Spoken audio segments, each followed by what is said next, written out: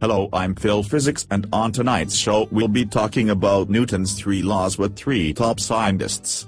Mrs. Mally Motion, Mr. Bill Gravity, Mr. Frank Force, and Lori Law. Newton's first law states that an object at rest tends to stay at rest and object in motion tends to stay in motion unless acted upon by an outside force. Like if someone were to roll a ball down a hallway, the ball would continue to roll unless someone stopped it.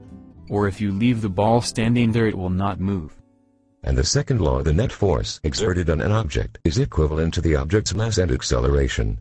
In other words, acceleration is directly proportional to force, mi. An example would be if a soccer ball and feather were to be dropped at the same time, the soccer ball would fall to the ground first. Because the soccer ball weighs more. Okay, so we have the first 2 laws. Now, Sarah, what would the third law be? These laws have been very interesting to learn about so far. For every action force, there is an equal and opposite reaction force. I feel this law is the most important because without physics would not make sense. For example, if 2 cars hit each other at the same speed, they are exerting the same amount of force on each other.